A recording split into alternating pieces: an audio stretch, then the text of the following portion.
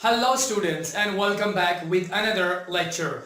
In this video we are going to talk about three different prepositions. So आज हम बात करने जा रहे हैं prepositions के बारे में. तो वो prepositions कौन सी हैं? For, during and while.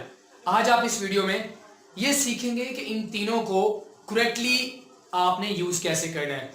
तो चलिए स्टार्ट करते हैं.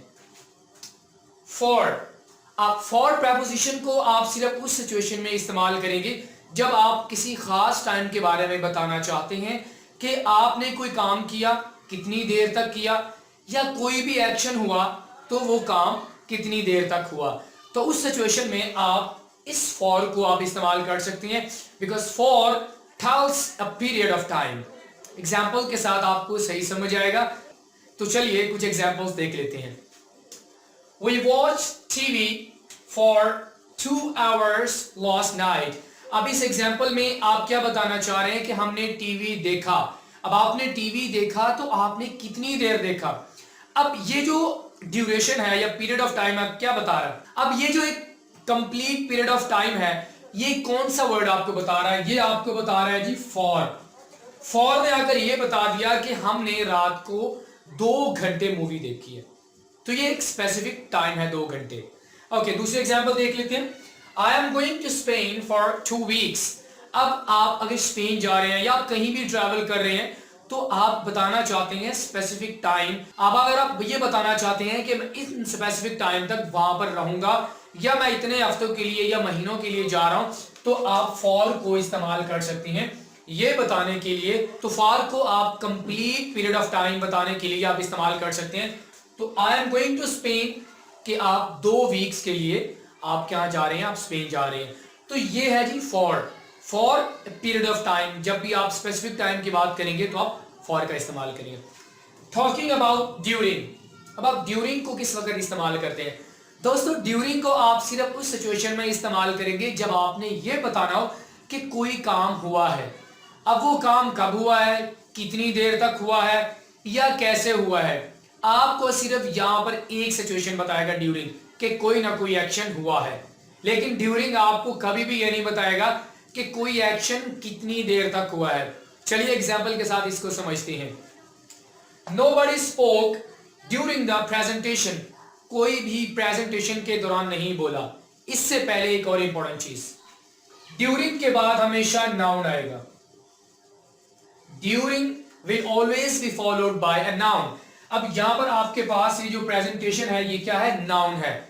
ओके, तो यहां पर प्रेजेंटेशन के दौरान कोई नहीं बोला तो कितनी देर तक नहीं बोला. क्या ड्यूरिंग आपको ये बता रहा है. आपको ड्यूरिंग ये नहीं बताएगा कि कोई एक्शन कितनी देर तक हुआ है या कितनी देर तक रहा है. ड्यूरिंग आपको सिर्फ दोस्तों ये बताएगा कि कोई काम हुआ है, बस. कोई बंदा भी प्रेजेंटेशन के दौरान नहीं बोला. एक और एग्जाम्पल देख लेते हैं. आई fail asleep during the film and I slept for an hour. अब इस एग्जाम्पल के अंदर मैंने 2 चीजें आपको समझानी है. सबसे पहले तो ये है कि ड्यूरिंग और दूसरा ये है कि फॉर. सबसे पहले ड्यूरिंग को देख लेते हैं. ये आपके पास है जी ड्यूरिंग. ये आपके पास ड्यूरिंग आ गया और ये आपके पास आ गया जी नाउन. जिस तरह मैंने आपको बताया था कि इसके बाद हर हाल में नाउन जरूर होगा. मैं फिल्म के दौरान सो गया. अब ये जो आप सोने वाला एक्शन बता रहे हैं, क्या आप ये बता रहे हैं कि आप कितने घंटे सोए या आपने वो काम कैसे किया. ये ड्यूरिंग आपको नहीं बताएगा. ड्यूरिंग सिर्फ ये बताएगा कि आपने कोई काम किया है. वो कौन सी प्रेपोजिशन है जो आपको ये बताएगी कि कोई काम कितनी देर तक हुआ है. And I slept for an hour. अब इस फॉर ने आके आपको ये बता दिया कि भाई जो मूवी के दौरान आप सोए हो ना वो आप 1 घंटा सोए हो. तो during it will never tell you about the length of any action. It will just tell you कि कोई एक्शन हुआ है. और अगर आप ये जानना चाहते हैं कि कोई एक्शन कितनी देर तक हुआ है तो ये आपको फॉर बताएगा. तो बहुत सारे स्टूडेंट्स कंफ्यूज हो जाते हैं कि आया कि हम इनको भी इस्तेमाल कर सकते हैं या नहीं कर सकते. दोस्तों जहां पर आप ड्यूरिंग को इस्तेमाल कर सकते हैं वहां पर आप इनको भी इस्तेमाल कर सकते हैं. तो यहां पर आपने कहा nobody spoke during the presentation. तो ड्यूरिंग की जगह पर आप यहां पर इन भी लगा सकते हो. तो अगर आप इनको इस्तेमाल कर रहे हैं ड्यूरिंग की जगह पर तो you are not making a mistake. So I hope आपको ड्यूरिंग और फॉर क्लियर हो गया। अब हम मूव करते हैं जी while की तरफ। Okay, so now let's have a look at where to use while। दोस्तों हम while को सिर्फ उस सिचुएशन में इस्तेमाल करेंगे जब आपके पास दो डिफरेंट काम हो रहे हों। क्या आपने कभी टीवी देखते हुए पॉपकॉर्न खाया है, या आपने ड्राइविंग करते हुए फोन पे बात की है? तो अगर आपने की है तो मतलब उस सिचुएशन में आप while को इस्तेमाल कर सकते हैं। आपके इर्द गिर्द बहुत सारे ऐसे लोग होंगे, या आप खुद भी, एक काम तो आप एट अ टाइम नहीं करना पसंद करें, एक काम तो आप कभी भी एट अ टाइम करना पसंद नहीं करते।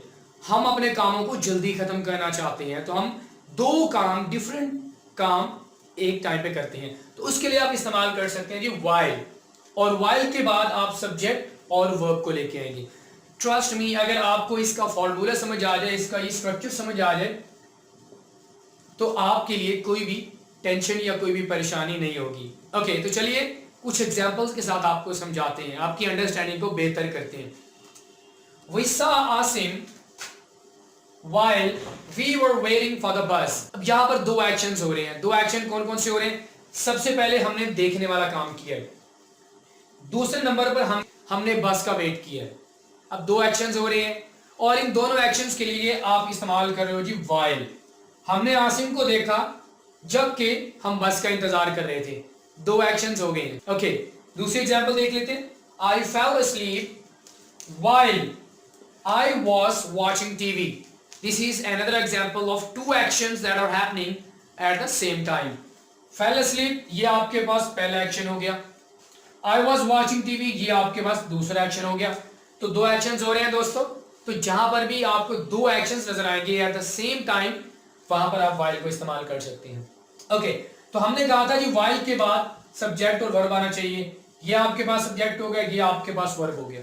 सब्जेक्ट और वर्ब इसके बाद भी आ रहा है। तो चलिए लास्ट एग्जांपल को देख लेते हैं आज की। She made tea while I was sleeping। उसने चाय बनाई थी जबकि मैं सोया हुआ था। तो आई होप कि आपको ये अच्छी तरह समझ आ गया होगा कि ड्यूरिंग, फॉर एंड while को कहाँ पे यूज करना है। तो मजीद अगर आपको कंफ्यूजन हो तो आप इसकी प्रैक्टिस करें, ताकि आपको अच्छी तरह अंडरस्टैंडिंग हो जाए। तो इंशाल्लाह मैं आपसे मिलूंगा नेक्स्ट लेक्चर में, लेकिन उससे पहले आपने मेरे चैनल को सब्सक्राइब जरूर करना है and press the bell icon button, ताकि आपको इस तरह की मजेदार वीडियोस मिलती रहें। तो इंशाल्लाह I will be back to you very soon. Till then, अल्लाह हाफिज and take care of yourself.